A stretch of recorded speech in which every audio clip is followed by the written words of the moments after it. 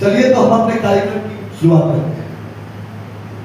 किसमें कितना है दम, जनादेश 2025 बिहार विधानसभा के इस मंच पे हमारे जो अतिथि हैं उनका परिचय ये है, उन्होंने जीवन में कोई चुनाव हारा ही नहीं। सबसे बड़ा परिचय है कि जिस चुनाव में गए वहां उन्हें जीत हासिल हुई। दूसरा ये कि लोकसभा के सदस्य होते हुए सबसे ज्यादा अगर कोई सांसद अटेंडेंस के मामला में सबसे ज्यादा कोई उपस्थिति रहा तो माननीय सांसद जनार्दन सिंह सिग्रीवाल जी का रहा। और आज हमारे इस मंच पे सर आपका स्वागत है। हमारा धन्यवाद आपका भी और आपके पूरे टीम का भी ऐसे आयोजन करने के लिए गांव वहीं में भी वैसे आपकी टीम को विजय से बताए। धन्यवाद सर। आप एक बार मैं परिचय करा दूं, हमारे साथ हमारे जो साथी हैं ये सत्य प्रकाश दुबे हैं, उपाध्याय जी जो सशक्त भारत के संपादक हैं।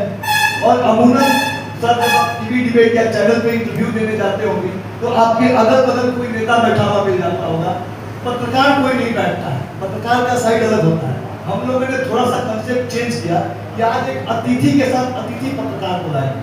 और आपके बगल में जो सज्जन बैठे हैं राकेश तिवारी, उनका नाम हुआ द देसी अड्डा के संपादक है, पिछले 2 दशक से पत्रकारिता कर रहे हैं प्रिंट और इलेक्ट्रॉनिक्स मीडिया में। राकेश जी स्वागत है इस मंच पर।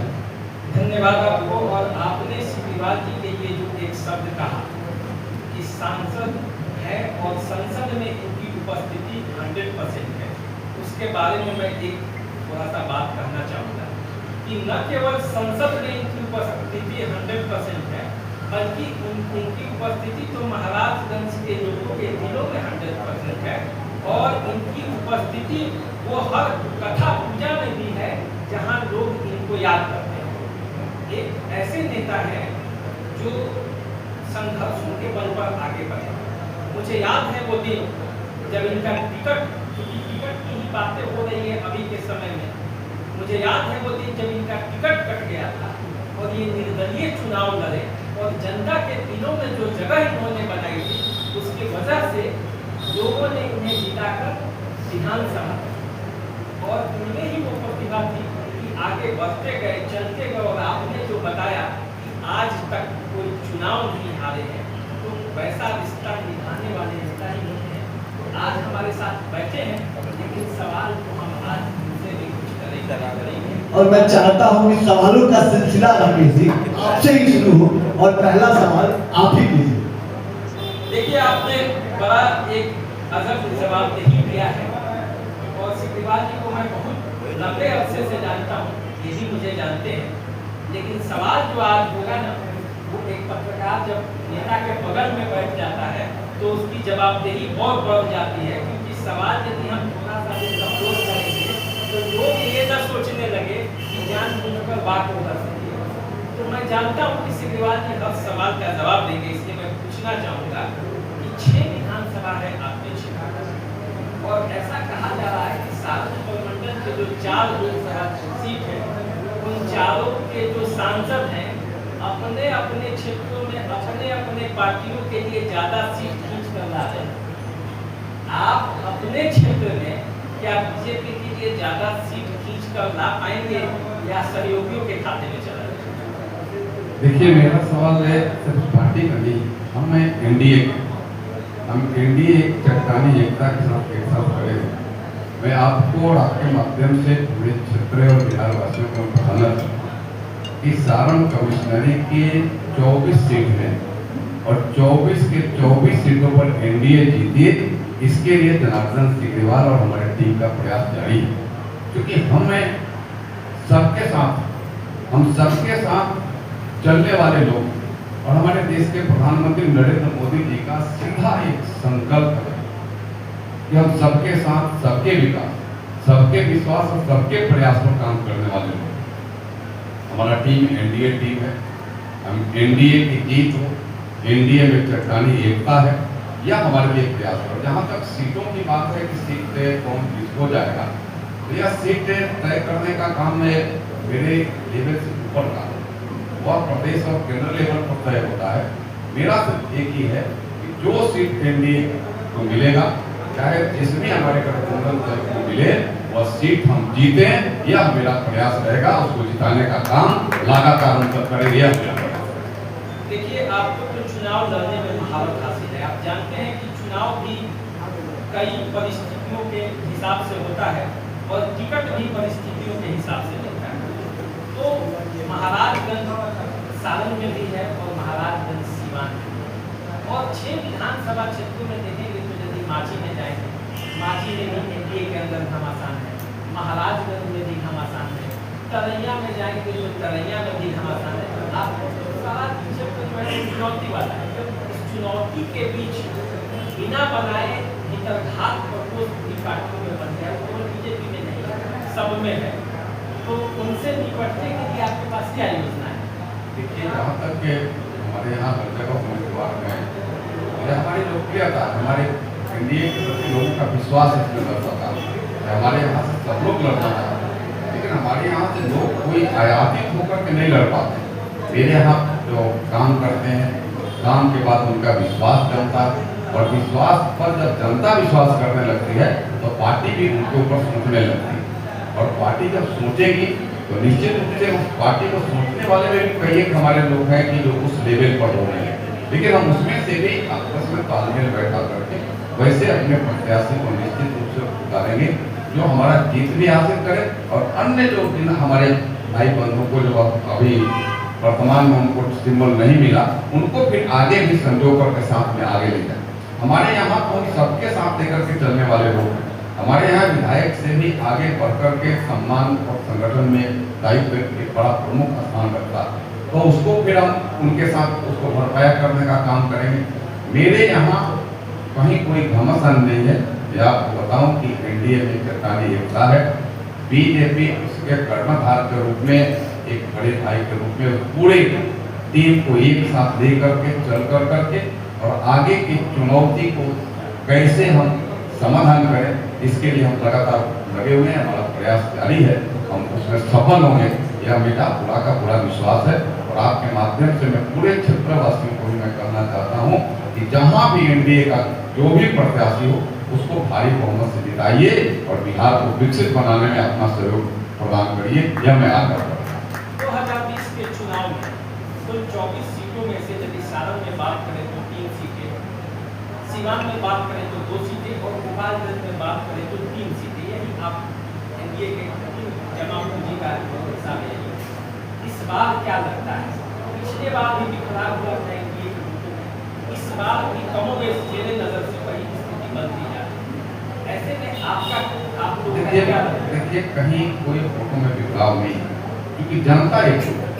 जनता को काम चाहिए, जनता को विश्वास चाहिए और मोदी है तो मुमकिन है कि जनता के दिल में बस गया कि मोदी के बगैर बिहार विकसित नहीं होगा और हमारे समस्याओं का निदान नहीं होगा। आज समस्याओं के निदान में मोदी जी चाहे वह आयुष्मान भारत योजना के माध्यम से इलाज के लिए उनके गोल्ड कार्ड की बात, चाहे उनको बिजली की बात हो, चाहे बिजली हर घर बिजली जाने की बात हो, चाहे बिजली में बिहार सरकार के माध्यम से 125 यूनिट फ्री में देने की बात हो, जो कोई भी ऐसा घर परिवार नहीं रहे जिसका बिजली कटे नहीं, इसकी चिंता करने की बात, चाहे राशन कार्डधारियों को फ्री में अन्न देने की बात हो, चाहे आप आगे बढ़े तो हर घर नल जल की बात हो जहाँ हम उसको नल जल देते हैं, चाहे सड़कों का जाल, जो सड़कें थी, मैं आपको बताऊं कि सड़कें तो यहाँ सड़क में गड्ढा की गड्ढा में सड़क, इसको कोई तफरका नहीं कर पाता, क्योंकि ये की सड़क हो चाहे गांव की सड़कें उससे बेटर थी। हम लोग को गांव की सड़कें होकर के हमें अपने रास्ता को तय करना पड़ता, लेकिन आज सड़कों का जाल बिछा है। चाहे किसी भी लेवल पर आप जाइए, एनएच की आप सड़क देखिए, एनएचआई की देखिए, चाहे माननीय बरौली पर मैंने आरसीडी की सड़क को देखिए, यहाँ एक एक सड़कें जो समस्या थी लोगों को चलने के लिए, आज उस समस्या का समाधान हो गया। बिजली के बारे में मैंने कहा कि बिजली पहले क्या स्थिति थी, बिजली का कहीं पोल लग गया तो तार नहीं, तार और पोल दोनों लग गया था, ट्रांसफार्मर नहीं, और तार पोल ट्रांसफार्मर है तो बिजली नहीं। लेकिन आज पोल भी है, तार भी है, ट्रांसफार्मर भी है, बिजली भी है। इसकी गारंटी आज हमारे नरेंद्र मोदी जी के पूरे सहयोग और समर्थन से बिहार सरकार को जन-जन तक पहुंचाने का काम कर रही है। किसी ने सोचा भी नहीं होगा कि हम हर घर शौचालय बनाने का काम करें। उज्ज्वला योजना के माध्यम से हर घर हम गैस देने का काम करें। जो सोचा भी नहीं था वह भी हम धरती को उतारने का काम कर रहे हैं। आज कोई नहीं सोचा होगा कि सामाजिक सुरक्षा पेंशन 3 गुना हो जाएगा। मैं आपको याद दिला रहा हूँ, जब हम सब सरकार में थे तो यह पेंशन उस समय उसके पहले 200 रुपया था। हमारी सरकार, हमारे नरेंद्र मोदी जी के दिशा निर्देशों और बिहार की सरकार, हमारे नीतीश कुमार के नेतृत्व में इसको 400 रुपया किया गया और आज इसको 3 गुना कर करके आज उसको 1100 रुपया किया गया। आज हर हमारी महिला उद्यमी, हर महिला उद्यम से जुड़े, इसके लिए हर परिवार के एक महिला को 10,000 रुपया उसका रजिस्ट्रेशन होगा। 50 लाख महिलाओं को अभी उसका राशि अभी मिलने वाला, 50 लाख एक को नहीं, 1,14,00,000 के लगभग उसके रजिस्ट्रेशन हुए, लेकिन 50 लाख को इसी 26 तारीख को मिलने वाला और राशि मिलेगी, बहुत कमी बनेगी। हर घर को उद्यम से हम जोड़ने का काम कर रहे हैं। और अभी देश के सच्चे प्रधानमंत्री जी ने अपने 17 सितंबर को अपने जन्मदिन, जिस दिन भगवान विश्वकर्मा की जयंती है, उनका पूजनोत्सव भी हम करते हैं। उसी दिन इस भारत के नव निर्माण कर्ता रूपी विश्वकर्मा यानी नरेंद्र मोदी जी की जन्मदिन है। उस दिन उन्होंने अपने जन्मदिन को केक काट करके शुरू नहीं किया। उस दिन उन्होंने एक सेवा पखवाड़ा 2/17 से लेकर के और 2 अक्टूबर तक सेवा पखवाड़ा के रूप में चलेगा। एक नई पहल भी हमने, यानी स्वस्थ नारी सशक्त परिवार, यह परिकल्पना नहीं, यह धरती पर यथार्थ रूप में उतारने का। हमारी बहनें, हमारी माताएं, हमारी बहुएं स्वस्थ होगी तो परिवार सशक्त होगा। अब सशक्त परिवार के परिकल्पना के साथ चल रहे हैं। और मेरा सिर्फ इतना ही नहीं है, मेरा उसमें है कि यह स्वस्थ भारत के लिए, सशक्त भारत के लिए हमारी बहनों का स्वस्थ होना आवश्यक है। और इसके लिए यह लगातार यह प्रयास जारी है। उनके छोटे छोटे जांच हो रहे हैं, उसके इलाज हो रहे हैं, उसके दवाई दिए जा रहे हैं। खास करके प्रसव के समय में एनीमिया आ जाता है, एनीमिया से ग्रसित हमारी बहनें हो जाती है, खास करके नीचे गांव गलियारे में उसका भी जांच हो रहा है, उस पर हम दवा दें। उसके अलावा थोड़ा गंभीर बीमारी, स्तन कैंसर हो, अपने बच्चादानी का कैंसर हो, ऐसे कैंसरों से भी ग्रसित हो, अन्य रोगों के भी जांच कर उसको दवा देने का काम यह अभी हमारे भारत की और राज्य की सरकार कर रही है। यानी हम, यह देश, यह राज्य मजबूत हो, यह राज्य और देश के समस्याओं का निदान हो, इसके लिए लगातार एनडीए काम कर रही है। देश के सचिव प्रधानमंत्री और राज्य के हमारे मुख्यमंत्री माननीय नीतीश कुमार जी काम कर रहे हैं और इसका लाभ आज पूरे बिहार को मिला है। शासन, सुशासन, साथ विकास को भी गति हमने देने का काम किया है। आप स्वस्थ भारत, सशक्त भारत की बात कर रहे हैं, लेकिन अभी जो बिहार में सुरक्षित भारत की बात नहीं हो रही है, बिहार में जो बेरोजगारी है, पलायन है, इस पर बात नहीं हो रही है, आपराधिक घटनाएं जो बढ़ी हुई है, इस पर बात नहीं हो रही है। और सबसे बड़ी जो बात है कि आप तीसरी बार लगातार महाराजगंज से सांसद हैं और महाराजगंज लोकसभा का मुख्यालय है, महाराजगंज विधानसभा, इसके बावजूद महाराजगंज जो शहर है वो पिछड़े हुए क्षेत्रों में गिना जा रहा है। ये किसकी कमी कही जा रही है? आपको मैं एक बताऊं, महाराजगंज पहले, महाराजगंज 14 के पहले का आप नहीं देख के सवाल पर आप जिस सड़क से आते हैं, जो धुलौंदा होकर के या बसियर चौक होकर के रामबन बाबू के चौक होते यहाँ आई है, वो सड़क पहले नहीं, वो सड़क एक नाली के रूप में, छोटी पतली संकीर्ण सड़क के रूप में, लेकिन उस सड़क का नेचर मैंने बदलवाया। वह नगर पंचायत की सड़क थी, उस फंड से बन नहीं सकता था किसी दिन, उसको मैंने आरसीडी में चेंज करवाया और आरसीडी में चेंज करा करके लगभग 8 करोड़ रुपया लगाकर उस सड़क को चौड़ीकरण कराया। आज वो 20 फीट से ज्यादा की पीछे सड़क, चौड़ी सड़क है, उसके अलावा उसमें नाले बने हुए हैं, लाइट लगे हुए हैं। आज उसकी स्थिति आज वहाँ बनी हुई है, पहले अब की नहीं, पहले उसमें काफी कठिनाई होती थी, वो कठिनाई को दूर करने का काम पहले से ज्यादा किया गया। पहले बिजली का अभाव था, थोड़ा अभाव था, बिजली नहीं करती थी, लेकिन आज बिजली भी है और हाई मार्क लाइट से भी लोगों को आच्छादित करने का काम किया जा रहा है। पहले यहाँ स्वास्थ्य के क्षेत्र में, पहले यहाँ स्वास्थ्य के दिशा में स्वास्थ्य नहीं था, स्वास्थ्य के लिए अलग से यहाँ उसके अनुमंडल अस्पताल यहाँ बनाए गए, एएनएम के लिए वहाँ उसके कॉलेज बनाए गए। यहाँ पहले आप अगर न्याय की बात कीजिए तो न्यायपालिका का यहाँ एक माने खाली छोटा सा एक, आज उसकी यहाँ मान्यता मिल गई, यहाँ कोर्ट भी आज यहाँ से शुरू हो गया। यह परिवर्तन हुआ और परिवर्तन आकाश पाताल का परिवर्तन हुआ। बगल में आप 14 के पहले आप स्टेशन अगर रेल की बात कीजिए तो रेल के यहाँ से पटरी मैंने आजादी के पहले से पटरी थी, लेकिन बीच में ऊपर गया, आना जाना बंद था। लेकिन आज आपको यहाँ महाराजगंज से मसरत रेल भी चलती है, उसको इलेक्ट्रीफाइड भी किया गया और एक गांव का हमें लगता है कि राज्य का पहला स्टेशन होगा जो यहाँ रेक पॉइंट आपको बन रहा है। आप जाकर के देखेंगे तो यह परिवर्तन है। यहाँ नवोदय विद्यालय की बात करें, विद्यालय की शिक्षा की बात करें तो यहाँ विद्यालय यह था ही नहीं, यहाँ आया तो चला गया, उज्जैन चला गया, मैंने दूसरे ब्लॉक में था, लेकिन पहली बार अपने ब्लॉक में आपके सामने केंद्रीय विद्यालय चल रहा है। इसके लिए जमीन भी संरक्षित हो गया है और आने वाले दिनों में बहुत व्यवस्थित सुंदर विद्यालय में यहाँ के बच्चे पढ़ना शुरू कर यह बड़ा परिवर्तन हुआ है, छोटा परिवर्तन नहीं हुआ। परिवर्तन में अगर देखिए आपको पिछले दिन यहाँ इस सूबे के उप मुख्यमंत्री जी आए, यहाँ शहीद सम्मान भवन का लोकार्पण करने के लिए पहले मैं किया। तो वीर शहीद आज नहीं हुए, वीर शहीद इस देश के स्वतंत्रता के लिए लड़ाई लड़े और शहादत भी दी और स्वतंत्रता सेनानी के रूप में काम भी किया, लेकिन उनके बारे में इतने वर्षों से सारी व्यवस्थाएं थी, किसी ने क्यों नहीं सोचा? सोचने के लिए कोई मना किया था, लेकिन किसी ने नहीं सोचा, लेकिन उसको सोचने का काम नरेंद्र मोदी जी का दूत जनार्दन सिंह ने किया और गांव के लोगों को मैं बधाई और धन्यवाद करता हूं। गांव के लोग उसमें काफी खुला समर्थन देकर उसका काम किया और यहाँ पहली बार एक शहीद के मूर्ति के अनावरण के लिए भी और उस शहीद सम्मान भवन के भी उसके नींव रखने के लिए इस सूबे के महामहिम राज्यपाल आए। गांव के गली गलियारे तक राज्यपाल अपने स्वयं गाड़ियों से दौरा करने का काम किया। यह सारी चीज यहाँ के सम्मान से जुड़ा हुआ है, उन वीर शहीदों के सम्मान से जुड़ा हुआ है जो आपके यहाँ स्थापित है, वो आपके यहाँ दिख रहा है या आपके यहाँ है। हम भी संजोग से महाराजगंज के ही लोकसभा क्षेत्र से आते हैं और हमारा अपना निजी सवाल है कि हमारे सांसद महोदय जनार्दन सिंह है और हमारे लोकसभा क्षेत्र में 350 करोड़ की लगभग परियोजनाएं चल रही है और ठीक सटे हुए लोकसभा क्षेत्र छपरा जहाँ पर 10,000 करोड़ से अधिक की योजनाएं चल रही है, तो हमारे सांसद महोदय क्यों पीछे होगा? हमारे हम कह करके हम भी कह देंगे हमारे यहाँ 50 करोड़ का चल रहे, ये कहने से नहीं होगा। मेरे यहाँ आप अगर सारे चीजों का आप जोड़िए, अभी वर्तमान में यहाँ की बात अगर जोड़िए, यहाँ पर जो मोनिया बाबा का मेला पहले से 100 साल से ज्यादा होगा, 100 साल से ज्यादा हो गया, वहाँ आज उसको राजकीय का दर्जा मिला।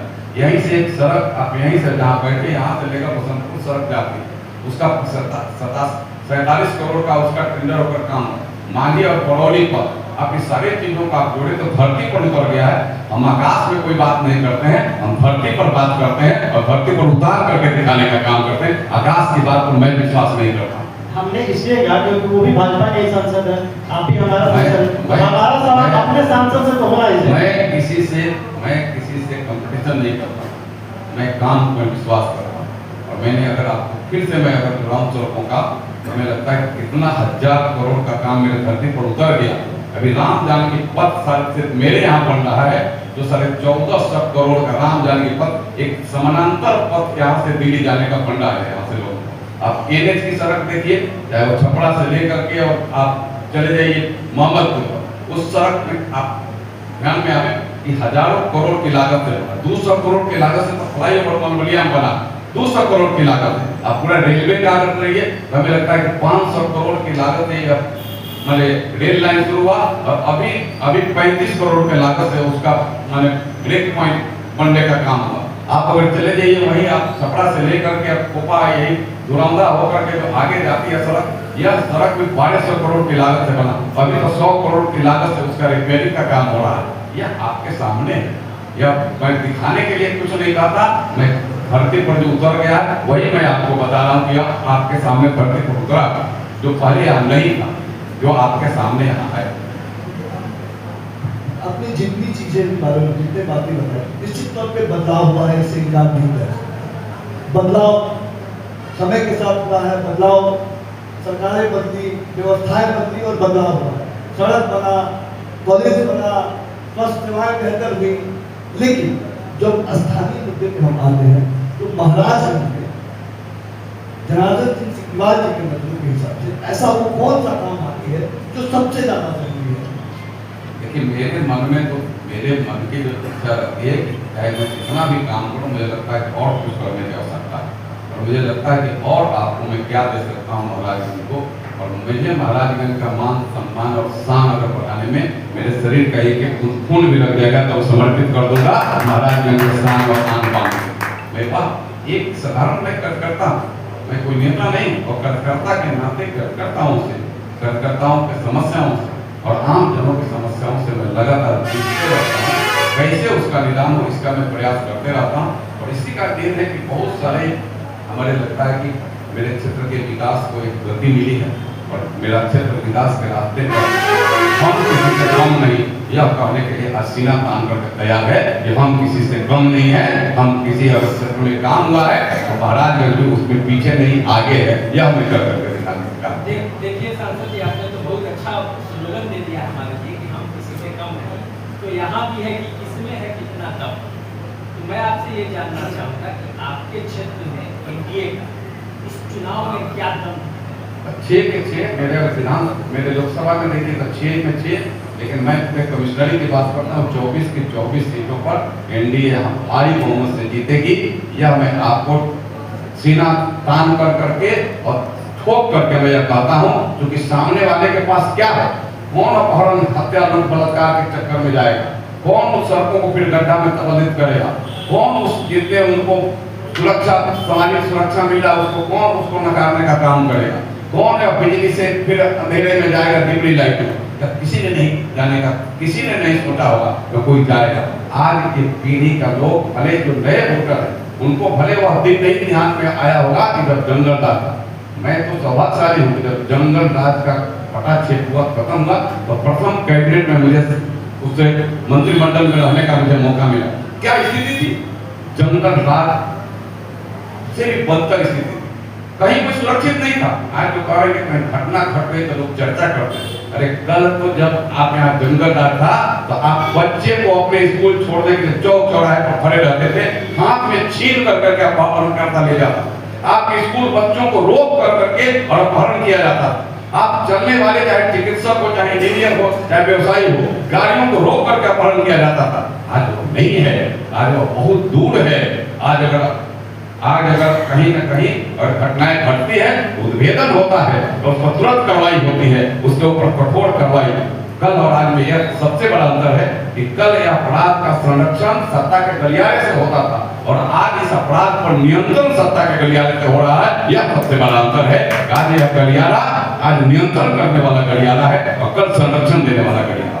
ये दोनों देखिए, आप इस लोकसभा क्षेत्र से सांसद हैं, उनका नाम है महाराज में जब यहाँ से बात होती है ना, तो बात याद आ जाते हैं चंद्रशेखर, याद आ जाते हैं गुरुनाथ सिंह, याद आ जाते हैं जनार्दन सिंह।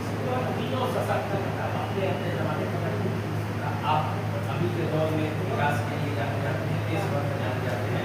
आपके लिए लोकसभा में तालियां बजती है कि आप सबसे ज्यादा उपस्थित। लेकिन मैं तो ये उस जनार्दन सिंह सिग्रीवाल को जानता हूँ जो छपरा के हॉस्टल से लेकर और गरीबों के दिल तक रहता है।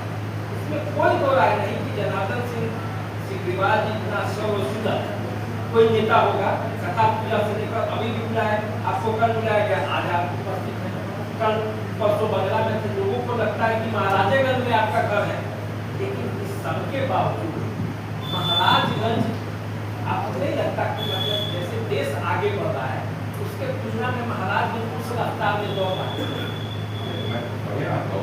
बात कहा कि गांव का आपका रेलवे का स्टेशन एक पॉइंट, हजारों लोगों को काम मिलेगा, एक दो लोगों को नहीं मिलेगा, गरीब गरीब लोगों को मिलेगा। उसमें आज उसमें मैंने 50 टाइप के लोगों का ठेला और रिक्शा पर पहुंचा में लेकर के उसमें पापड़ और बादाम बेचने वाले को काम मिलेगा और बड़े लोगों को मिलेगा। उनकी बड़ी गाड़ियां वो भी जब लगेगा उनकी गाड़ियों से भी मिलेगा। यहाँ के व्यवसायी लोगों का भी उससे बड़ा लाभ होगा।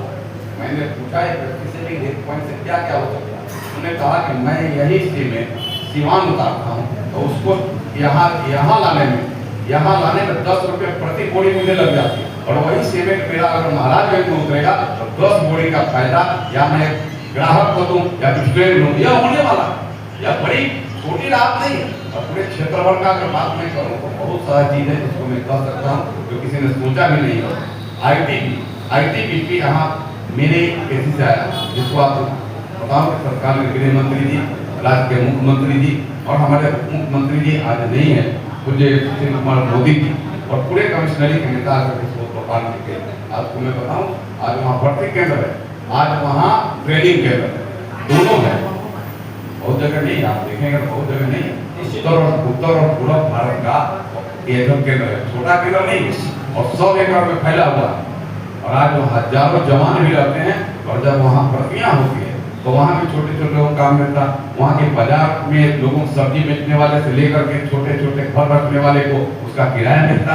तो यह व्यवसाय से छोटे छोटे टेम्पो चलाने वाले स्टेशन से लेकर के वहाँ लाना, फिर भर्ती के बाद वहाँ पहुँचाना, उसमें ये काम एक नहीं अनेकों काम ऐसे हुए हैं जिसको आप पे हमें लगता है कि गिना के इतना सकता।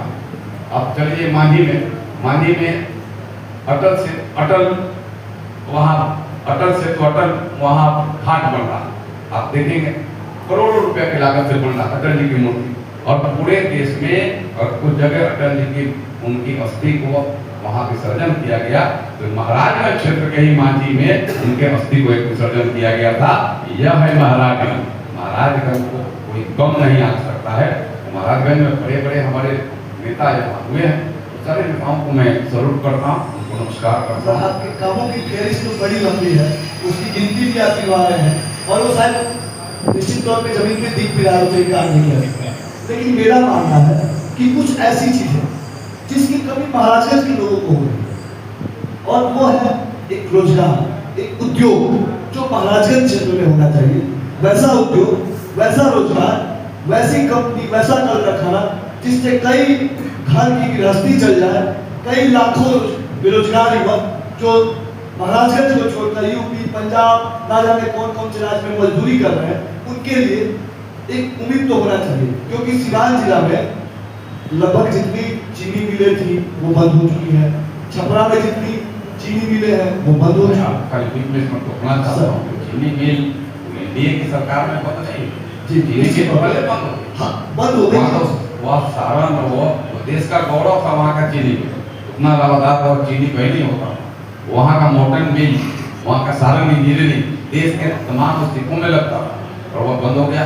कब बंद हो गया, क्यों बंद हो गया, किसकी जमानत, कौन सा काम है, बंद हो गया, उसको नहीं जाना चाहता, वही जंगल राज का फेंस कर गया। वो आप उससे थोड़ा सा किनारे हो गए। हमने कहा कि आगे क्या करना है, क्योंकि 20 साल से जनता ने आपको चुना है, तो आप उनसे बेहतर है तभी एक योजना है कि स्वावलंबी बनो, आत्मनिर्भर भारत के तरफ भारत जाना, हमें स्वावलंबी बनना है। और आज आपको मैं बताऊं कि इसी महीने के मैंने फिर दोहराना चाहता हूँ, 26 तारीख को हर महिला को, हर हमारी माताओं के खाते में 10,000 रुपये आने वाले हैं। आप हर घर में एक महिला स्वावलंबी होगी, उद्योग से जुड़ेगी, आगे उसको 2 लाख रुपए और मिलने वाला है। आगे अगर और अच्छा करें तो और उसको बैंकिंग उसको सहयोग मिलेगा। यह है स्वावलंबिता के तरफ आगे बढ़ता हुआ कदम।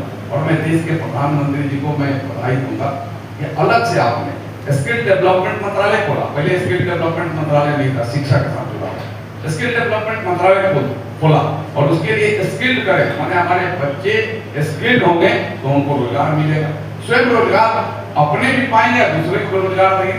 यह काम है पूरे देश में भी हो रहा है, उसमें महाराजगंज में भी हो रहा है। महाराजगंज भी उसमें आगे बढ़ चढ़ करके हिस्सा ले रहा है, काम कर रहा है।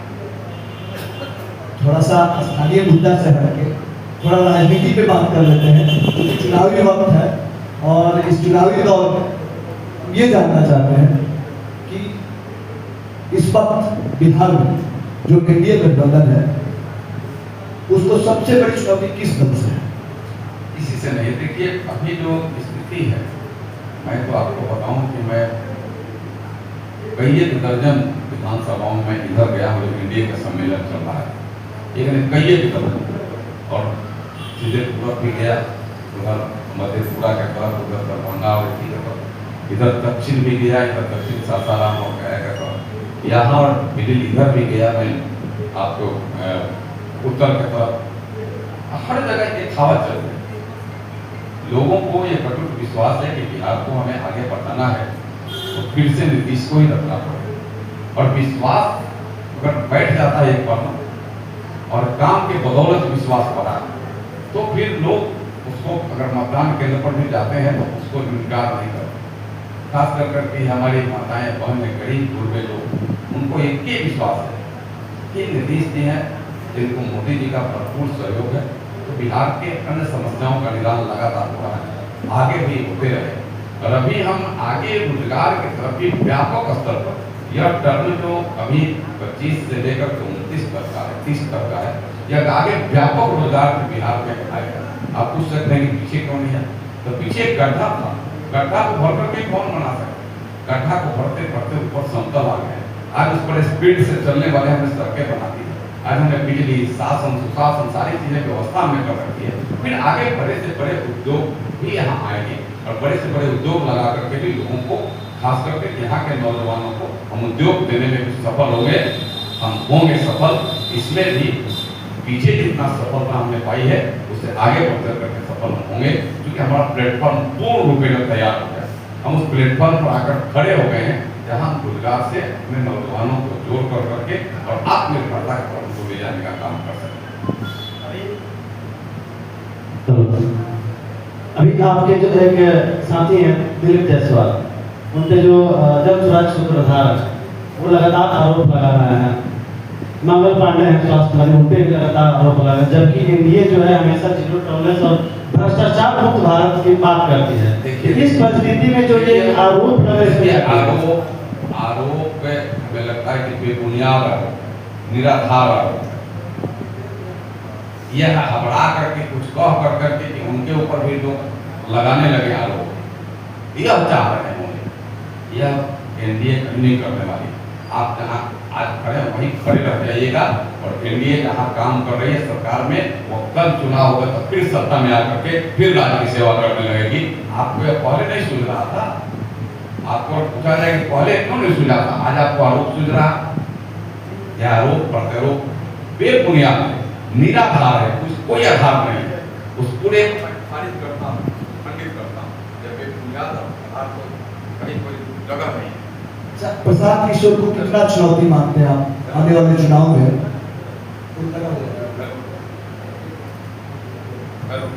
बिना विधानसभा उसमें चिराग पासवान अलग चुनाव लड़ रहे थे, तो उस वक्त जदयू को काफी नुकसान हुआ था। ऐसे में प्रसाद किशोर की जनसुराज जब से यह घोषणा की है 243 सीटों पे चुनाव लड़ने के लिए, तो क्या एनडीए गठबंधन को इससे नुकसान होगा? देखिए, उससे कहीं नुकसान नहीं होने वाला। आज बिहार की जनता काफी सजग है, कभी जनरल राज की तरफ लौटना पसंद नहीं करी, वह कभी इतनी यह बिहार के विकास और देश के विकास के साथ कभी रुड़ा नहीं। उनके मन में है कि मेरा विकास, देश का विकास, राज्य का विकास, और उनको यह विश्वास है कि तब संभव है जब यहाँ फिर से सभी को। इसलिए मेरे ख्याल और यहाँ लड़ाई सीधे सीधे लड़ाई होने वाली, तीसरा कोई लड़ाई में रहेगा ही नहीं। जब दिन कितना गिन करके दिन है, आपको रिजल्ट नहीं आ जाए, चर्चा कर रहे हैं, फिर चुनाव के बाद आप चर्चा करिएगा रिजल्ट के बाद, और लोग धन्यवाद सर। तो खत्म करते हैं, खत्म नहीं करते हैं।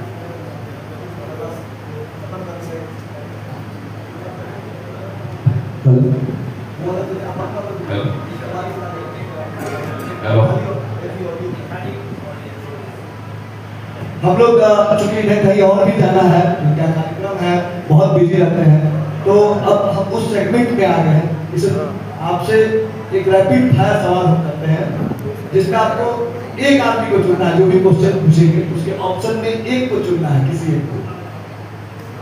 2 ऑप्शन आपको दिया जाएगा, उसमें से किसी एक को चुनना है। बिहार में बेहतर नेता कौन, नीतीश कुमार या सम्राट चौधरी?